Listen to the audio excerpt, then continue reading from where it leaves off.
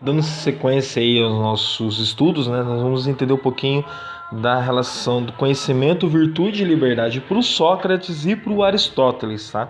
O Sócrates, ele acreditava que ele tinha um deus interior, o daimon, e esse deus interior ordenava ele a executar o bem para a cidade. Então, para o Sócrates, o ato de filosofar é buscar a verdade a serviço da polis, da cidade, da cidadania, digamos, é um termo mais moderninho aí que está na moda, né? Então, ou seja, para chegar a isso era necessária a ciência, o conhecimento, a episteme. Porque sem conhecimento, na concepção do Sócrates, você não chegava à virtude, à liberdade e à justiça e todos os outros valores morais, né? A tarefa, então, é proporcionar aos homens o acesso ao conhecimento. Essa era a tarefa para o Sócrates. Tá? Para o Sócrates é impossível você conhecer o bem e não fazer o bem. Tá? Por isso o reto pensar e o reto agir são coisas inseparáveis, segundo Sócrates. Tá? Então, na concepção dele, a virtude resulta da ciência, ou seja, você alcança a virtude por meio da ciência, tá? E a ciência, por sua vez, também conduz à virtude, porque razão e caráter são coisas inseparáveis. Para o Sócrates, o sábio é um indivíduo que ele é bom e justo, tá? E ele sabe guiar a vida dele. Tá? Virtude, no grego, é arete, vem na palavra arete, que significa aquilo que torna uma coisa boa e perfeita. Tá?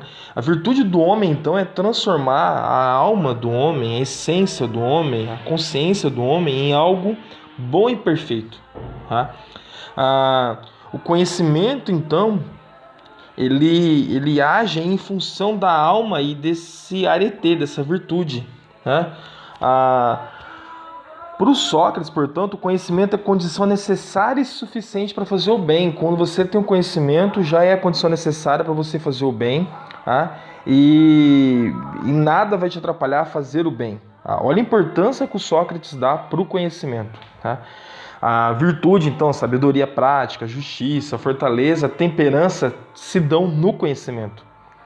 A falta do conhecimento gera a ignorância, que então para ele vai ser tudo o contrário aí à virtude. Tá? A gente pode dizer então que a arete socrática é um valor espiritual, que está relacionado à psique, à alma, à consciência. Espiritual aqui não no sentido religioso, tá? Espiritual no sentido filosófico.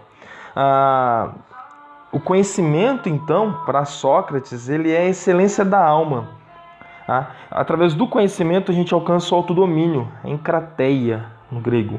Tá? O domínio de si mesmo, das nossas paixões, dos nossos impulsos.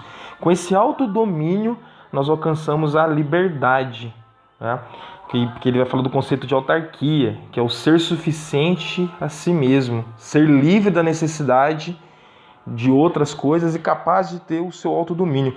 Para Sócrates, então, você ter conhecimento é você ser livre, porque quando você tem conhecimento você não precisa de mais nada, você não precisa de outra pessoa falar para você o que você tem que fazer, você consegue dominar as suas emoções, as suas paixões, você consegue ser uma pessoa sem vício, viver na temperança, sem fazer nada que vai te prejudicar mais para frente. Tá? Essa é a concepção de Sócrates de liberdade. Essa concepção de Sócrates, tá, de liberdade e de como fazer com que as pessoas cheguem a essa liberdade vai ser a base da educação ocidental. É o Sócrates que vai lançar a raiz sobre a educação ocidental, que não vai ser mais centrada nas habilidades práticas a adquirir. Tá? A verdadeira essência da educação socrática é proporcionar ao ser humano as condições para realizar um fim supremo e autêntico de sua vida, ou seja, o conhecimento do bem. Tá? O objetivo, então, não é alcançado uma vez para sempre, mas ao longo de toda a vida. Tá? O Sócrates vai revolucionar a forma de se olhar para o conhecimento e ir para a liberdade. O Aristóteles, ele vai dizer o seguinte, que a finalidade do ser humano, da vida humana, é encontrar felicidade. Lembra lá, se o Sócrates vai falar que o conhecimento leva à liberdade, para Aristóteles é a felicidade que é buscada. Ele vai dar o nome de eudaimonia, que é felicidade, que somente vai ser possível por meio da vida racional e virtuosa. Então, para chegar à virtude, o indivíduo ele depende do discernimento, da deliberação, evitando os extremos, tanto do excesso como da falta. Tá? Assim, o Aristóteles, então, vai compreender a virtude como uma disposição de caráter relacionada com a escolha e consistente numa mediânia. É a ética de Nicomano. Tá? Cada indivíduo é sujeito à sua vida. É quem delibera sobre as melhores ações e meios de ação. É ele que constrói o hábito, o costume, em busca da justa proporção entre os extremos. Cabe a no ser humano, segundo Aristóteles, buscar aí a balança para você não ter o extremo do excesso nem o extremo da falta. Tá? O Aristóteles vai distinguir as virtudes intelectuais, tá? Ou éticas, das virtudes éticas e morais.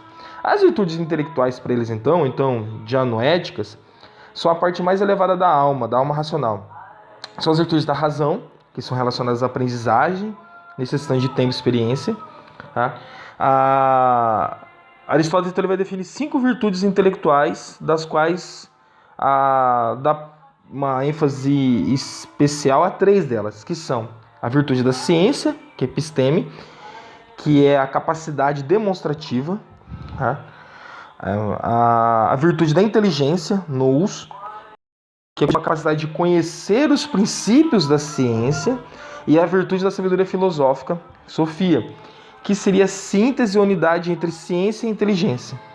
Assim, para o Aristóteles, a sabedoria filosófica é a maior dentre todas as virtudes intelectuais, porque tem a capacidade tanto de conhecer os princípios como demonstrá-los. Essa virtude maior coincide com a metafísica, que é a filosofia primeira para Aristóteles, que tem por objeto as realidades mais elevadas. Metafísica, para o Aristóteles, ou primeira filosofia, é a ciência teorética mais importante, tá? Porque fornece os princípios primeiros dos que dependem dos princípios das matemáticas e da física, que são as ciências teoréticas. Tá? O objetivo do estudo não é um ser particular, mas o ser enquanto ser, sua substância, sua essência. Tá? Então, o Aristóteles vai lançar as raízes da metafísica, né? Lembrando que toda ciência investiga os princípios, as causas e a natureza dos seres que são seu objeto de estudo. Tá? Para o Aristóteles, a ciência se divide em 3 grandes grupos: as ciências teoréticas, voltada para a busca da verdade; as ciências práticas, cujo objetivo é proporcionar o aperfeiçoamento moral do ser humano; e as ciências produtivas ou poéticas, na quais o conhecimento está vinculado à produção de uma obra específica. Tá?